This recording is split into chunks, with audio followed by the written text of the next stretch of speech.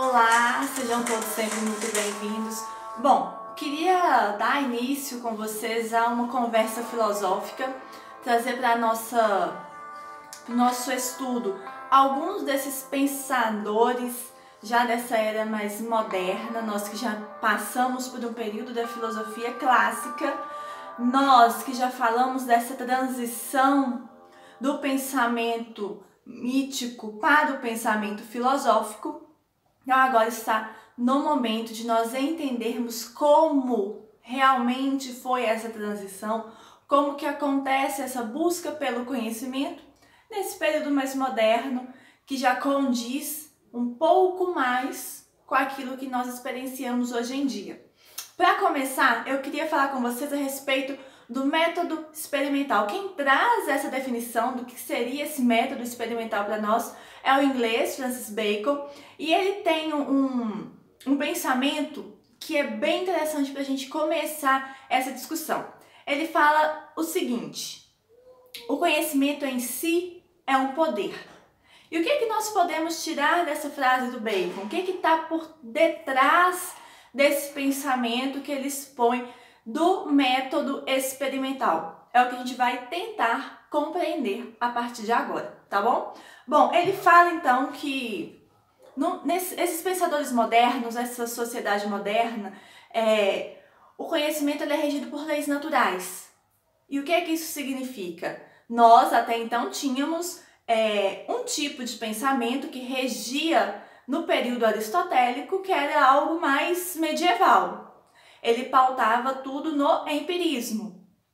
Então, todas as circunstâncias, todas as situações, todo o conhecimento, à época, era estruturado basicamente, unicamente, na verdade, no empirismo. Então, eu tinha que passar por essas experiências.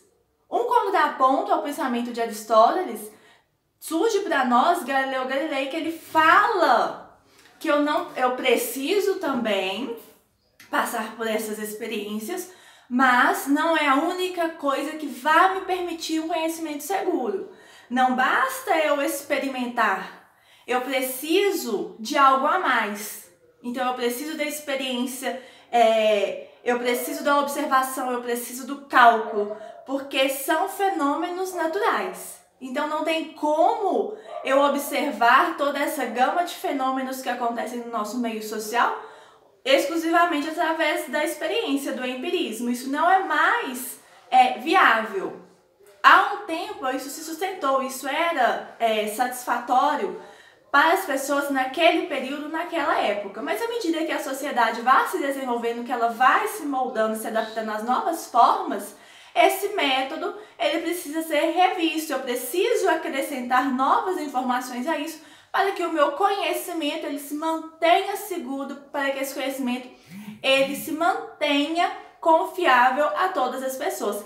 E é nesse viés que o Bacon traz para nós o que ele fala de tábuas do conhecimento. E o que são essas tábuas do conhecimento? Ele fala que são tábuas de investigação. Então eu tenho que investigar esse conhecimento para que eu possa ter certeza daquilo que eu vou colocar para a sociedade de um modo geral. Então, para que o meu conhecimento ele seja verdadeiro, ele tem que ser seguro. Então, eu vou passar por esse mecanismo de experimento, que eu vou aliar técnica e ciência. Então, o Bacon ele traz para nós 3 tábuas. A primeira tábua é a tábua da afirmação.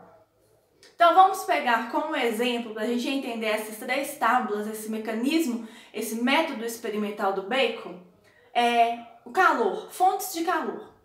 Então, a primeira tábua é a tábua da afirmação. Eu sei que existem fontes de calor. Eu tenho fontes de calor natural. Então, primeiro ponto, eu sei que existem fontes de calor. Segunda tábua é a tábua da negação.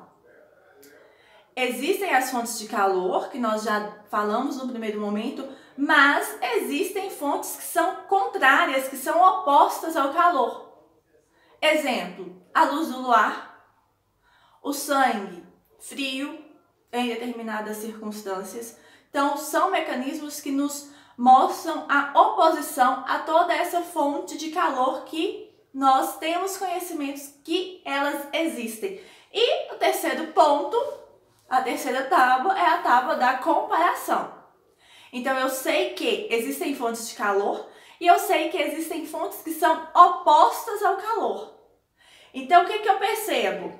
Que o calor, ele vai se manifestar de maneira diferente. Então, cada corpo, ele vai manifestar o calor de uma maneira diferente. Então, eu pude passar por esses 10 momentos de afirmação, de negação e de comparação para que eu possa afirmar como que o calor, como que essas fontes de calor, elas vão se manifestar. Elas vão se manifestar em razão dos corpos os quais elas estão presentes. Então, cada corpo vai manifestar uma forma de calor diversa, adequada à sua realidade, condizente às suas necessidades.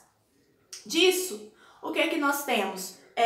O método de indução ou eliminação. Então, indução por eliminação. Então, eu tenho afirmação e negação e algo que vai me permitir concluir toda essa diferença e chegar, de fato, a um conhecimento concreto, a um conhecimento seguro. Então, eu vou analisar cada caso concreto em si, afirmação e negação, para que ao final eu encontre a minha resposta, e a minha resposta ela sempre estará na comparação.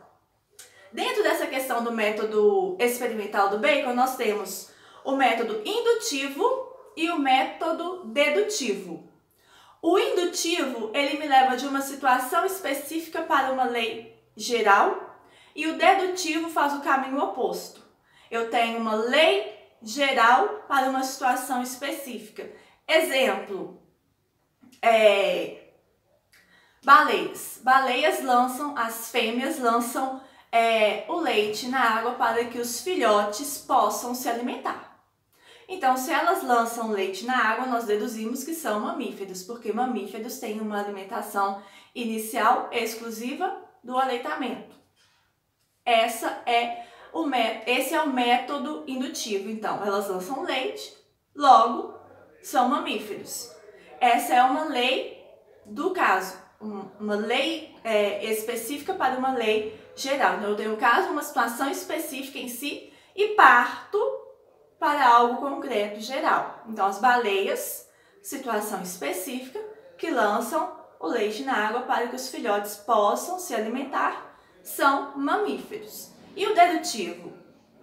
O dedutivo, eu parto da situação geral para o específico. Então, eu sei que mamíferos são animais. Se as baleias são mamíferos, logo elas são também animais. É uma lógica, quase como se fosse uma lógica aristotélica. Então, se eu tenho mamíferos como animais e as baleias lançam leite na água para alimentar os filhotes, logo as baleias são também animais. Então, tem toda uma preparação, eu parto de pressupostos do específico para o geral ou do geral para o específico para que a gente possa traçar todo um mecanismo de comparação e assim a gente possa chegar a um conhecimento seguro.